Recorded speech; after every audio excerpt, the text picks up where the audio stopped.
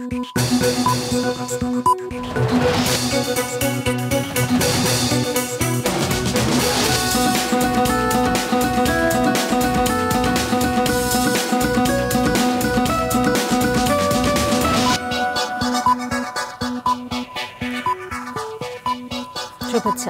সবাইকে স্বাগত রাতের মাছরাঙা সংবাদে। আপনাদের সঙ্গে আছি কাজী রওশনারা সাকি। শুরুতে গার্ডিয়ান লাইফ ইন্স্যুরেন্স সংবাদ শিরোনাম।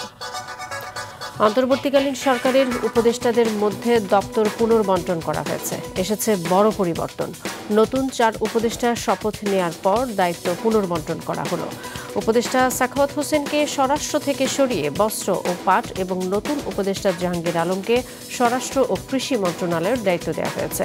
বেশ কয়েকজন একাধিক দপ্তরের দায়িত্ব পেয়েছেন। মোট উপদেষ্টা এখন 21। রাজধানীতে পুরোদমে শুরু হয়েছে ট্রাফিক পুলিশ ও থানার কার্যক্রম। ফিরে আসছে সড়কে শৃঙ্খলা ও জনমনে স্বস্তি।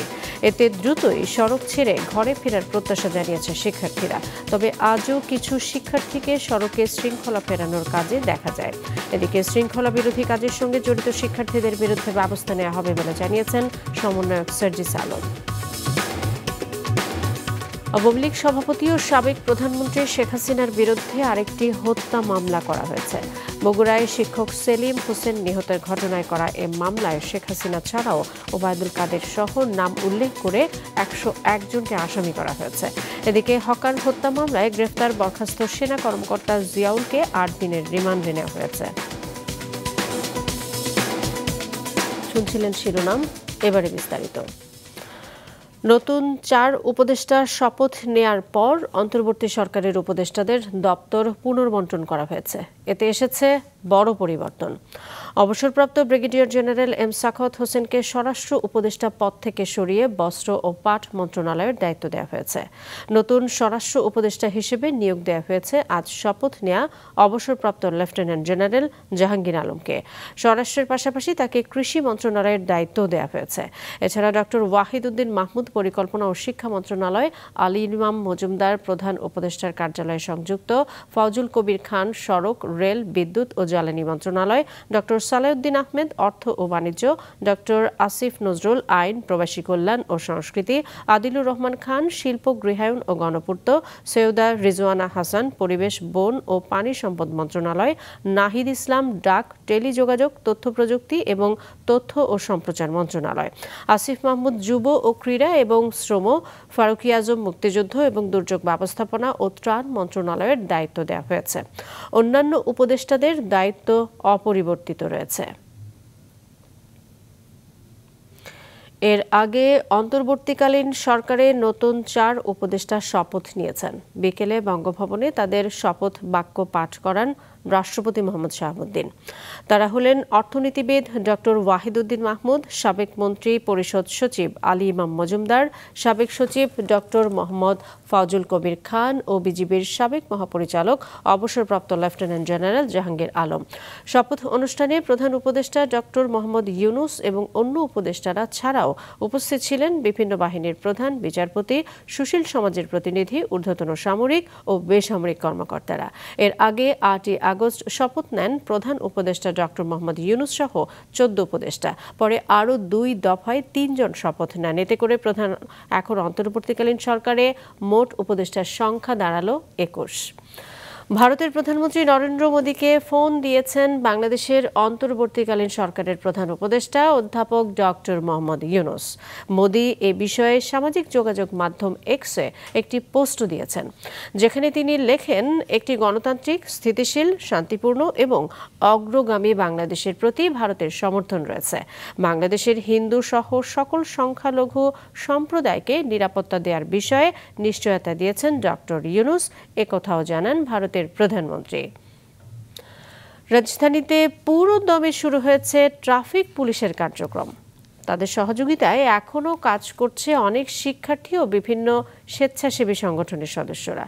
তবে দ্রুতই মাঠ ছেড়ে ঘরে ফিরবেন বলে জানায় শিক্ষার্থীরা। এদিকে রাজধানী সহ সারা দেশের থানাগুলোতে স্বাভাবিক কার্যক্রম শুরু হয়েছে। দাউদ হাসানের রিপোর্ট। চলমান অস্থিরতায় দায়িত্ব পালন থেকে দূরে ছিলেন ট্রাফিক পুলিশের সদস্যরা। এতে সংকটে পড়ে সড়কের শৃঙ্খলা কার্যক্রম। এখন এই সংকট কাটিয়ে ঘুরে দাঁড়াচ্ছে ট্রাফিক বিভাগ। রাজধানীর সব মোড় ও গুরুত্বপূর্ণ স্থানে কাজ করছেন ট্রাফিক পুলিশ। সাপ্তাহিক ছুটির দিন হওয়ায় আজ রাজধানীর বিভিন্ন সড়কে যানবাহন চলাচলে তেমন চাপ দেখা যায়নি। তবুও সড়কের গুরুত্বপূর্ণ সিগন্যালগুলোতে দেখা যায় পর্যাপ্ত ট্রাফিক পুলিশ। জানান আরও গতিশীল করতে চান ট্রাফিক পুলিশের কার্যক্রম।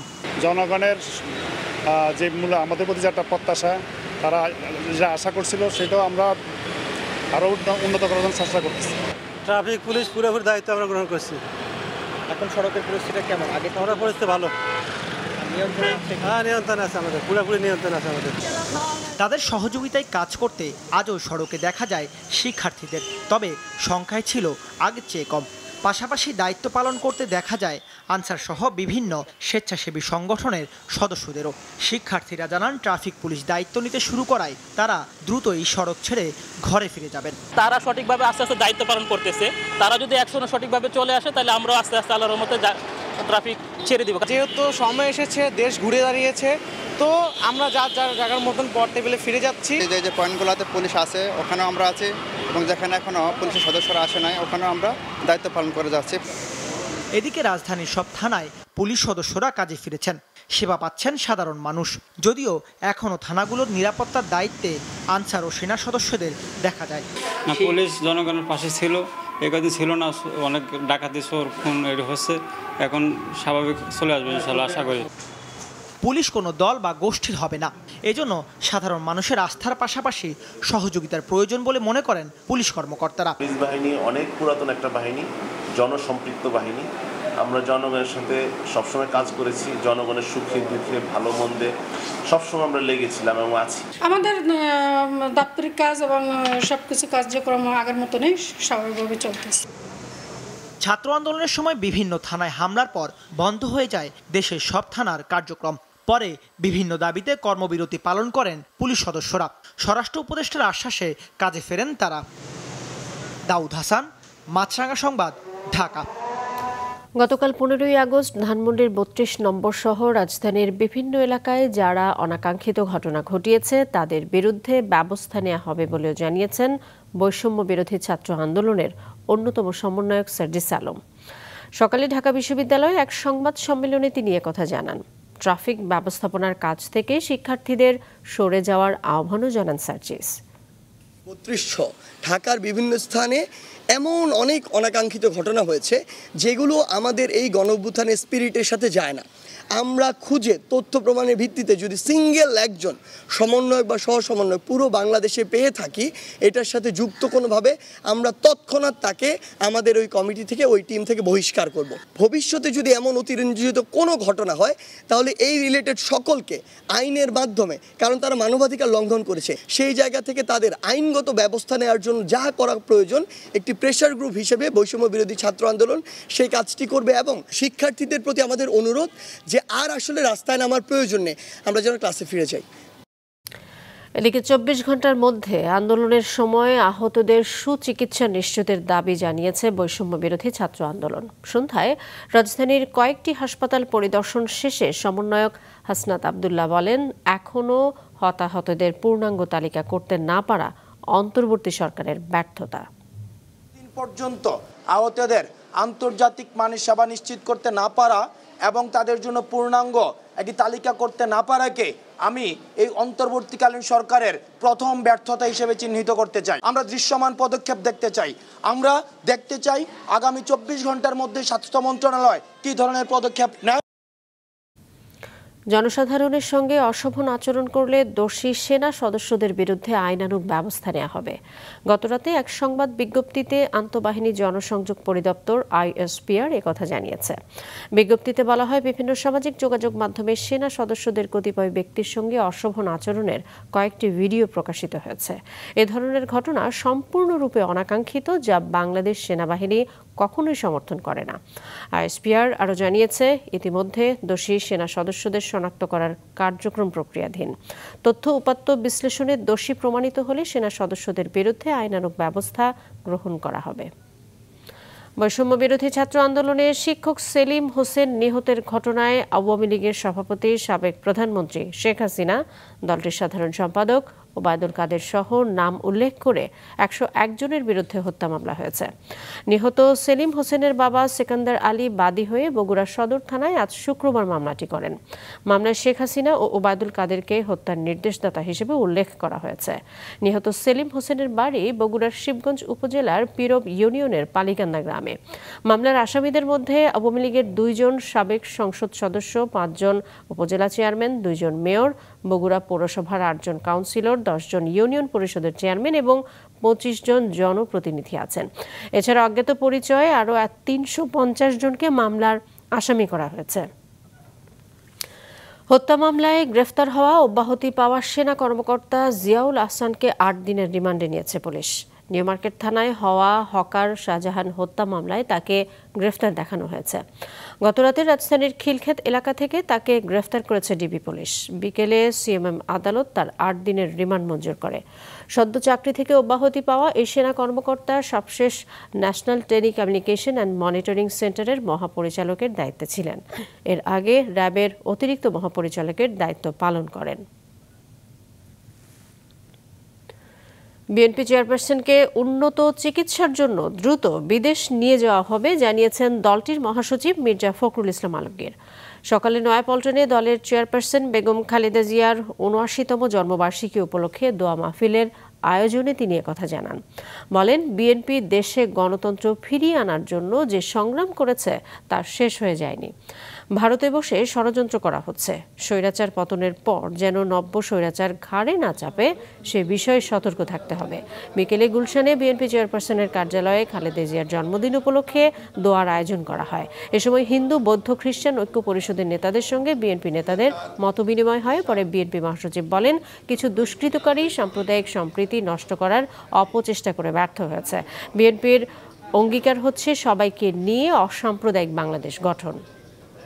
কিছু সংখ্যক দুষ্কৃতিকারী এবং যারা রাজনৈতিক দলের নয়, যারা এই সমাজের শত্রু, যারা বাংলাদেশের ইমেজ নষ্ট করতে চায়, তারা যতই চেষ্টা করুক না কেন এই বাংলাদেশের দীর্ঘকালের এইখানে যে সম্প্রীতি, সৌহার্দ্য সমস্ত সম্প্রদায়গুলোর মধ্যে, ধর্মীয় সম্প্রদায়গুলোর মধ্যে, সেটাকে তারা ইচ্ছে করলেই নষ্ট করতে পারবে না।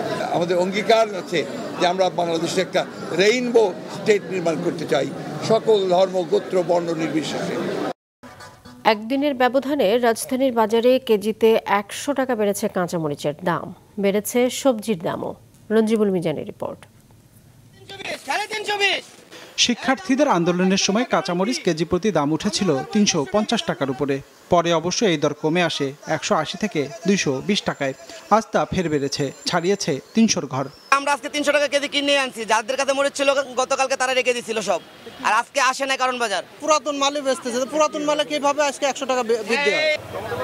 একই অবস্থা সবজির বাজারে। আজ কারণ বাজারে গিয়ে দেখা যায় বেশিরভাগ সবজির দাম বেড়েছে 10 থেকে 15 টাকা। গাজর আর টমেটো বাদে প্রায় সব ধরনের সবজি পাওয়া যাচ্ছে 50 থেকে 70 টাকার মধ্যে। সরবরাহ সংকটে এই দর বৃদ্ধি বলছেন বিক্রেতারা। আমার মনে হচ্ছে আগের মতোই, কারণ শসা 100 টাকা কেজি কিনলাম, এরকমই ছিল। আজকে মানে কয়েকটা জিনিসের দাম একটু বেশি, কেজিতে 5 টাকা, 60 টাকা, 10 টাকা, 15 টাকা। এদিকে মাসখানেক আগের দরে স্থিতিশীল আলু, পেঁয়াজ, আদা ও রসুন।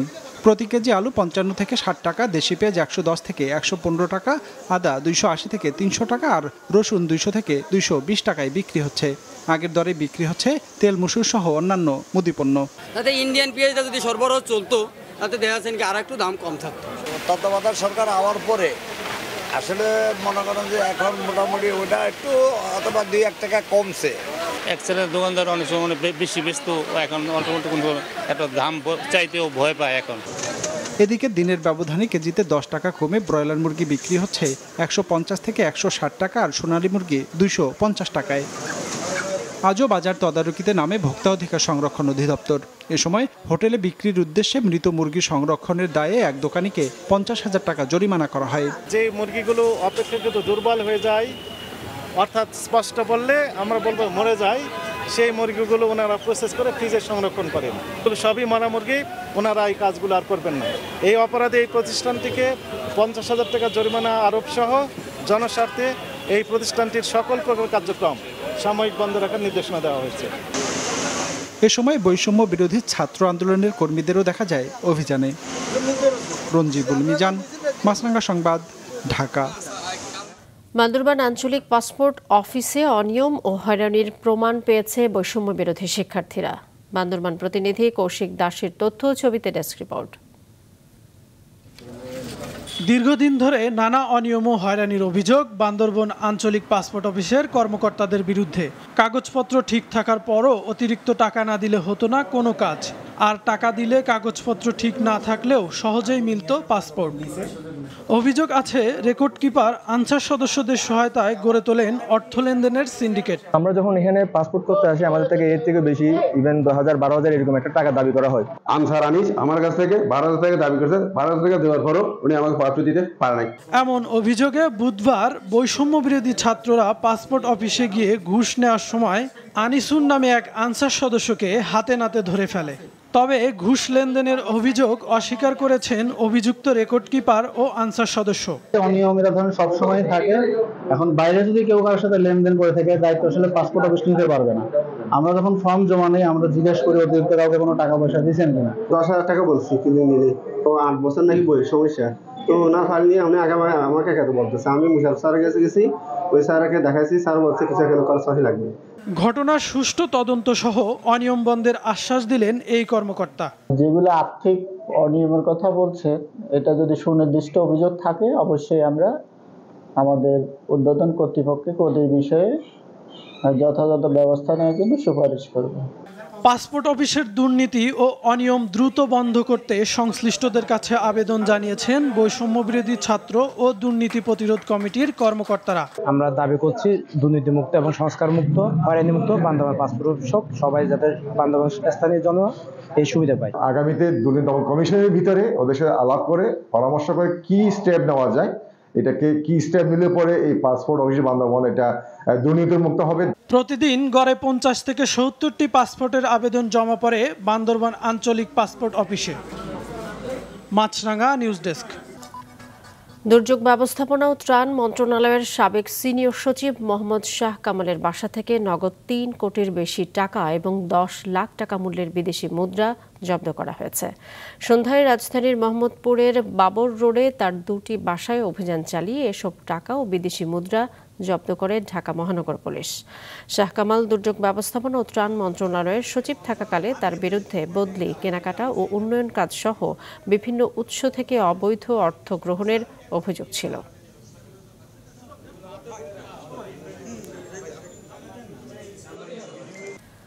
অবশেষে বিসিবির ক্ষমতাধর সভাপতি নাজমুল হাসান পাপন পদত্যাগে সম্মত হয়েছেন।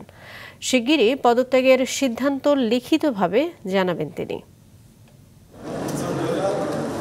বাংলাদেশ ক্রিকেট বোর্ড বিসিবি সভাপতির পদ থেকে সরে যাওয়ার বিষয়ে সম্মত হয়েছেন নাজমুল হাসান পাপন। দেশের একাধিক গণমাধ্যমে উঠে এসেছে বিষয়টি। বিসিবির একজন পরিচালককে ফোন করে পদত্যাগের ইচ্ছার কথা জানিয়েছেন পাপন। আওয়ামী লীগ সরকার পতনের পর দলীয়করণ থেকে মুক্ত হচ্ছে বিভিন্ন প্রতিষ্ঠান ও সংস্থা। বিসিবিতেও পরিবর্তনের চাপ আসে চারদিক থেকে। নাজমুল হাসান পাপন এই মুহূর্তে লন্ডনে অবস্থান করছেন বলে জানা গেছে, যে কারণে সরাসরি বোর্ডে এসে পদত্যাগের সম্ভাবনা নেই।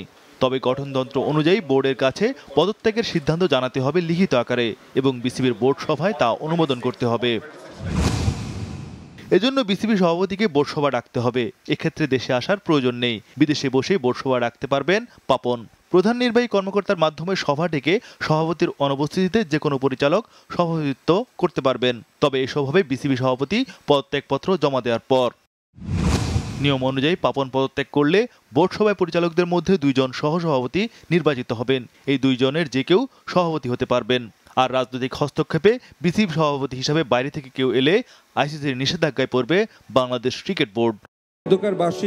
বিসিবির বর্তমান চ্যালেঞ্জ অক্টোবরে মেয়েদের টি-20 বিশ্বকাপের আয়োজন। এরই মধ্যে বিসিবির বর্তমান পরিচালকদেরও পদত্যাগ দাবি করেছে খেলাধুলার বিভিন্ন সংগঠন ও ক্লাব। পরিচালকদেরও অনেকে পদত্যাগ করতে রাজি। তবে বেশি রদবদল হলে আইসিসির কাছে ভুল বার্তা যেতে পারে শঙ্কা পরিচালকদের। সবার সাথে সম্পৃক্ত থাকতে হবে। বাংলাদেশের বিকল্প হিসেবে আইসিসি ভারতকে মেয়েদের টি-20 বিশ্বকাপ আয়োজনের প্রস্তাব দেয়। তবে বিসিসিআই সেক্রেটারি জয় শাহ জানিয়েছেন বৈশ্বিক এই টুর্নামেন্ট আয়োজনের ইচ্ছা নেই তাদের। শেষ পর্যন্ত বাংলাদেশে মেয়েদের বিশ্বকাপ হবে কিনা তার জন্য অপেক্ষা করতে হবে 20 আগস্ট পর্যন্ত। ওই দিনই আইসিসি চূড়ান্ত করবে সবকিছু। নজরুল ইসলাম, মাছরাঙ্গা নিউজ ডেস্ক। রাতের সংবাদ শেষ করছি, তার আগে গার্ডিয়ান লাইফ ইন্স্যুরেন্স সংবাদ শিরোনামগুলো আরও একবার। অন্তর্বর্তী সরকারের উপদেষ্টাদের মধ্যে দপ্তর পুনর্বণ্টন, এসেছে বড় পরিবর্তন। স্বরাষ্ট্র ও কৃষি মন্ত্রণালয়ের দায়িত্বে নতুন উপদেষ্টা জাহাঙ্গীর আলম। রাজধানীতে পুরোদমে ট্রাফিক পুলিশ ও থানা কার্যক্রম শুরু। সড়ক ছাড়ছে শিক্ষার্থীরা, শৃঙ্খলা বিরোধীদের বিরুদ্ধে ব্যবস্থা নেওয়ার হুঁশিয়ারি। বগুড়ায় সাবেক প্রধানমন্ত্রী শেখ হাসিনার বিরুদ্ধে আরেকটি হত্যা মামলা। ওবায়দুল কাদেরও আসামি, বরখাস্ত সেনা কর্মকর্তা জিয়াউল 8 দিনের রিমান্ডে। এই ছিল এখনকার মতো। ফেসবুকে আপডেট পেতে ভিজিট করুন মাছরাঙা টেলিভিশনের পেজে। ইউটিউব চ্যানেলেও দেখতে পারেন আমাদের সংবাদ, প্রতিবেদন এবং অনুষ্ঠান। দর্শক, রাস্তার ধুলো ও ধোঁয়া ফুসফুসের ক্ষতির কারণ হতে পারে, তাই জীবাণু ও ফুসফুসের সংক্রমণ থেকে সুরক্ষিত থাকতে ব্যবহার করুন ফেস মাস্ক। এতক্ষণ সঙ্গে থাকার জন্য সবাইকে ধন্যবাদ।